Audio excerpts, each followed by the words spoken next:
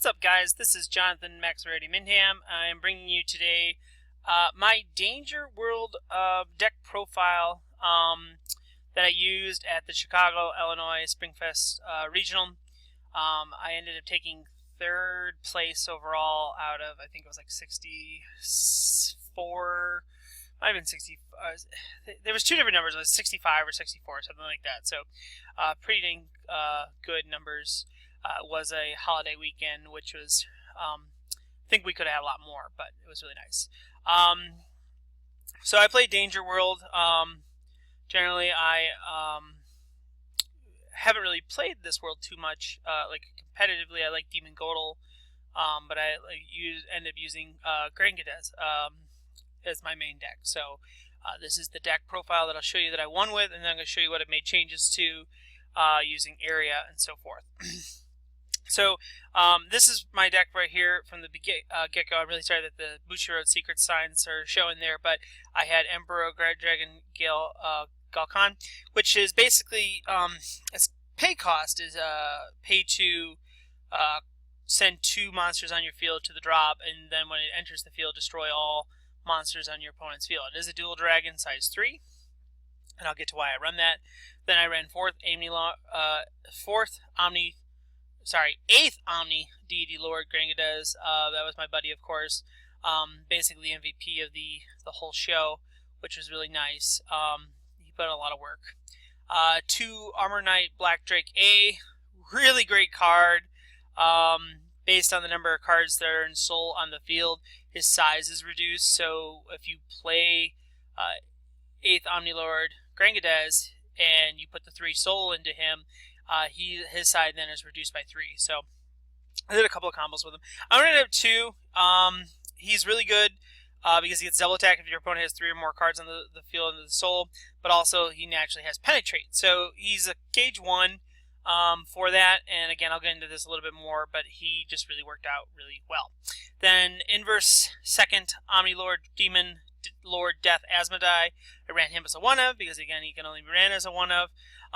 Really good card just because he's a pay 2 gauge. He's 50,000 attack, 10k defense, penetrate, 3 crit, just a good numbers. But once he's destroyed, no matter how, you mill the top 3 cards of your deck, and then from in there you can call up to 3 monsters from the mill. So if your opponent destroy him, then you could call an 8th Omni Lord Deity, Grangades, or an inverse, or again any combo that you could get them off. So basically allows for a free couple of cards, especially if you can get a Grangades or a Devil Gades.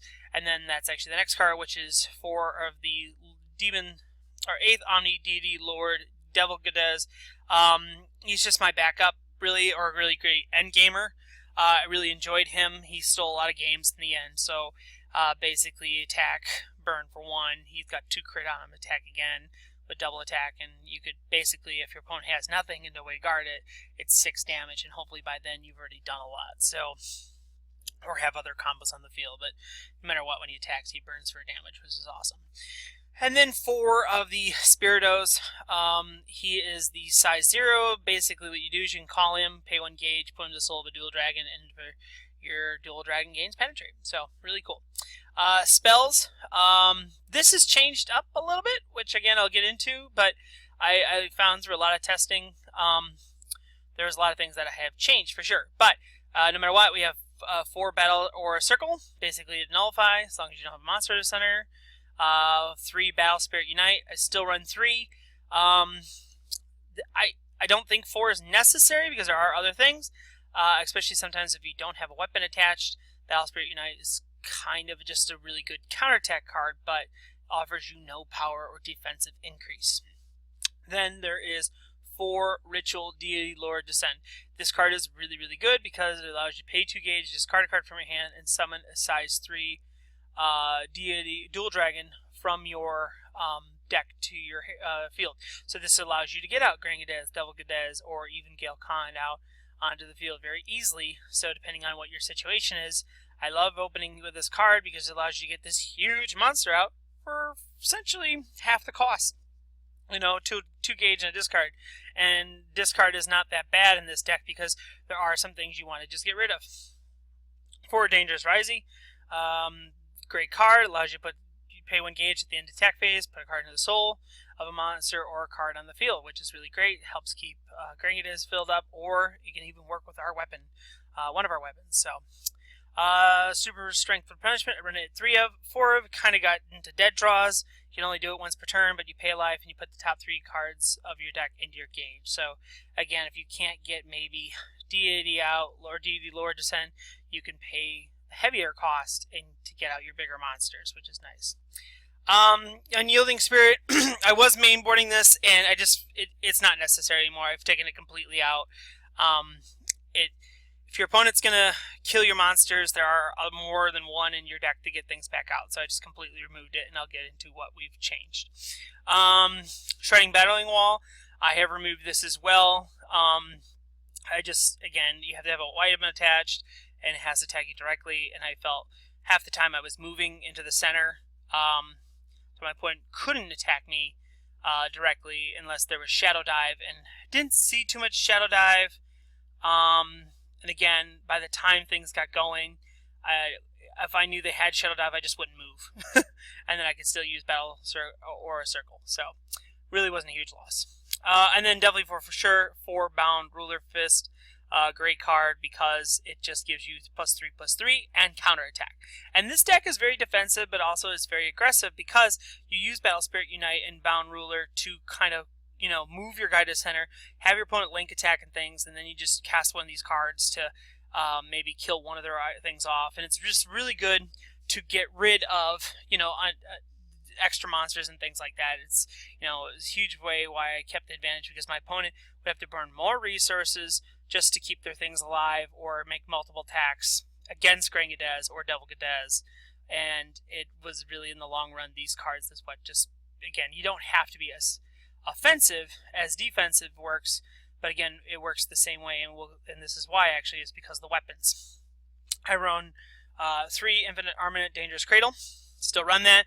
Really good card. Again, it maintains soul, so cards like Armor Knight Drake, again, also stack off of this. So if they're even able to pop some soul off of Grangada's, you still have Cradle that allows you to keep building the soul up. I no longer run Hades Axe Demon Windslash. I at first thought it was really good because it got you the 3 crit to use with Cradle, and then I just found it wasn't as great because its attack power is really low. So if you use Battle Spirit Unite, it doesn't give you as high as an attack, but also at the same time, yes, it pops so size 1 and things. It just wasn't as good as, say, these 2 cards, which is the 8th Omni Spear, Storm Thrust, or the 100 Demon Spear. I'd rather have one of these 2 because, 1, Cradle is free. You don't have to pay anything. Same thing with Spear. Free. You can just call these. So, again, if you're low on gauge, you still get weapons and you still get things that could fuel the Battle Spirit Unite without having to try much. But my favorite weapon, and I now having taken out the Hades and put 1 and 1, so now I run 3 Omni Spear, Storm Thrust, and 3 of the 100 Demon Spear. I really like the Spear because it goes, if you destroy your opponent's monster, you get double attack for the turn so you can attack again, which is really nice. It helps basically, so instead of using the Hades Demon Slash, which would normally kill a size 1 or things, you can attack with a size 1, destroy that monster, restand, and attack again. It really works out really well because you get multiple attacks basically at all aspects of the field. So the ideal field is to have Black Armor Drake, Spear, and Grangada's. So essentially you're always attacking. If you can get it off correctly, you can get off about 6 attacks, which is really, really good, and since considering you get Penetrate, and if Armor Drake's on the field, he gets Penetrate. So there's a lot of potential there to basically have 6 attacks. It's 12 damage. 1, 2, 3, 4, 5, 6, 7, 8. Well, you wouldn't take the 1 from the Spear because you have to destroy something, so 8, 9, 10. You'd get 10 damage off with a good field of complete double attack. So, again, if they don't nullify anything, it's really, really good. 100 Demon Spear, like I said, I increased to 3 because I like this a lot. If you have to play like Devil Gadez, you use up the first 3 gauge, play that, use the Spear, attack with the Spear, get a free gauge, and you then start rebounding a little bit from your lost amount of gauge. So, just a really good card, and again, 5k attack. You usually will get over most stuff, which is nice. And again, I can't attack left or right, but again, you want to be the center. Sideboard, this is all changed for the most part. My sideboard was really wishy-washy when I was doing it. I really wish when I had more testing with the deck going into the Illinois. For one, for sure, Divine Crash at 3 is staying. I've removed all of this, and I'll get into that next. But Divine Crash definitely has changed, or is the only thing that has stayed, especially at 3. So we'll go into the new deck. And like I said, everything here is pretty much the same, except for I've changed a few things. We still run 4 Spiritos. No size 1s, no size 2s.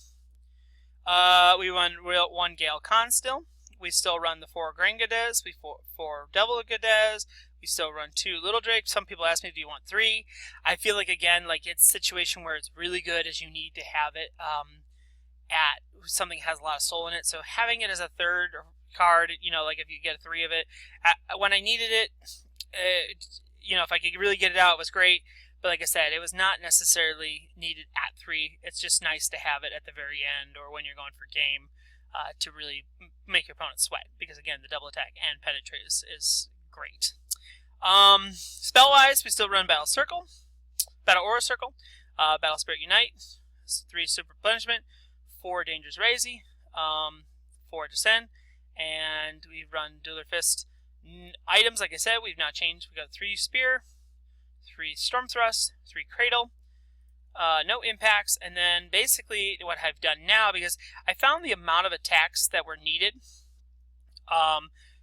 needed to be a lot more. So what I've done is we still have Death Asmodai, but also I've added 1 regular Countdown, and I've added 1 Twilight Countdown.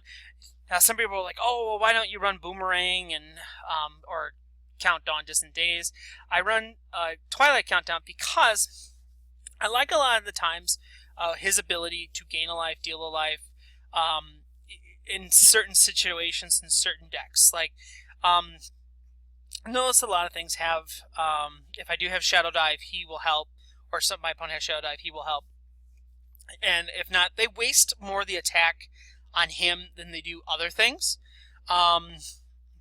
So it's not overly that bad to have him on the field, because I feel like they're wasting a lot of time dealing with him than they are, say, my actual threats, which is fine. Like, I'd rather have him be a miss attack, in my opinion, than actually working on it. This card's great, but it doesn't get over a whole lot. Yes, it can take out little nuisances, but I love the 4K attack, so it helps again with a lot of stuff. So, and this Dawn you can keep bringing back for 1 life, so which is really nice.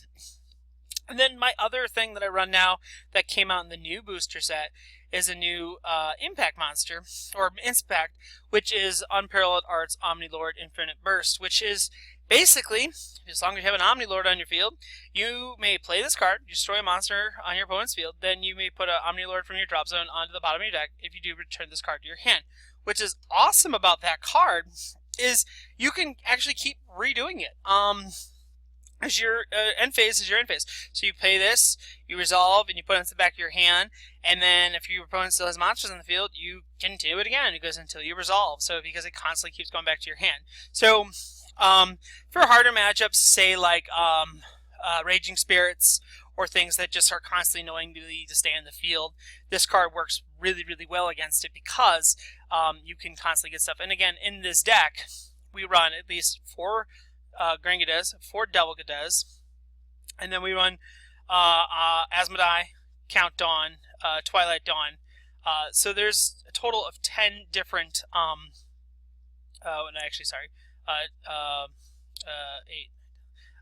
11 plus the Impact, but the Impact you can't do, but which is really nice. So that is the new updated deck going in. And then my sideboard, it's still Divine Crash. We still run 3 of that.